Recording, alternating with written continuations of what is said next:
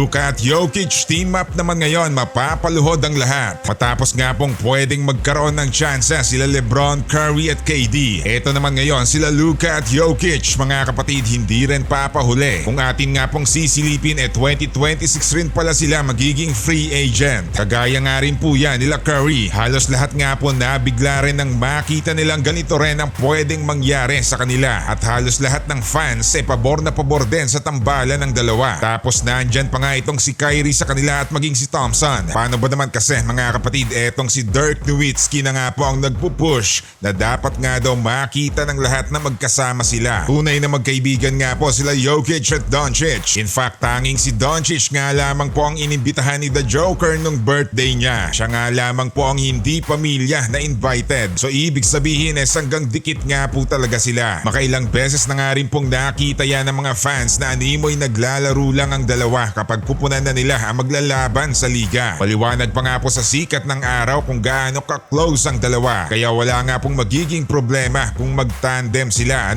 Umasa si Nowitzki na sa Dallas nga daw sana. Dalawang best player nga daw to at wala nga pong halong plastika ng pagkakaibigan nilang dalawa. Hindi niya alam kung kailan pero isa nga lamang po ang alam ni Nowitzki na gustong gusto niya ang laruan ni Jokic. Bagamat wala nga pong official na role si Dirk sa Dallas pero special advisor nga din po siya ng team. Kaya kapag may sinasabi siyang tungkol sa mga malalaro malamang sa malamang na may niluluto nga po ang front office. So pwede nga pong may pinag-uusapan na talaga ang pamunuan hinggil sa kanilang dalawa. Aminin man natin o sa hindi mga kapatid, malaki nga po talaga ang pagkakatulad nila sa loob man o sa labas ng court. European nga po silang parehas at parehas ding leaders sa kanilang kupunan. Kaya kapag natuloy ang tambalang to, kahit pa nga sa Dallas o sa Nuggets team, ay scary day nga po talaga yan sa buong liga.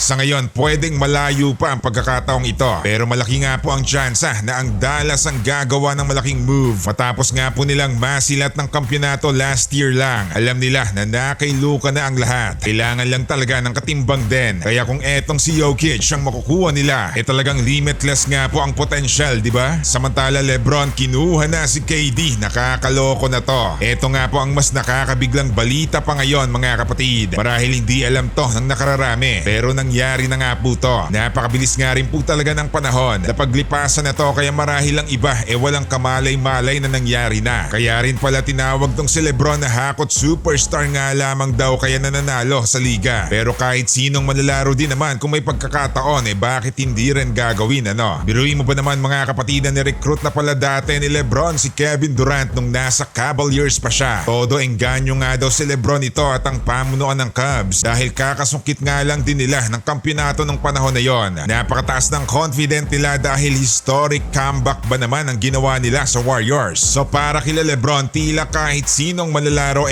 pwede nilang makuha. Pero ang siste tinalikuran lang siya ni KD at bagkos dito pa kila Curry kumampi. Kaya eto nga pong si Rashad McCants na dating kampi ni LeBron sa Cavaliers duda talaga sa legacy ni Lolo at talagang kinukutsa pa niya si LeBron sa mga pinagagawa nito sa karera niya. Maliwanag nga po na walang believe si McCants kay LeBron. Makailang beses na nga rin pong minamaliit ni McCants ang mga achievement ni Lolo Bron. Nasabi niya nga rin po dati na nasa taas nga daw si Reggie Miller sa all-time list kaysa sa kanya dahil mas ginugol nga daw ni Miller ang karera niya sa nag-iisang kupunan kaysa kay LeBron na palipat-lipat at naghahanap lang ng malakas na kakampi. Kung tutusin, mas mataas din nga daw si Durant kaysa kay LeBron. Pero controversial nga po ang pahayag niya dahil palipat-lipat nga rin po si Durant. Individual skills nga daw ang tinitignan niya kaya dito niya nasabing si KD ang mas lamang sa dalawa. Tama nga kaya ang pinaniniwalaan ni McCants? Ano sa tingin niyo?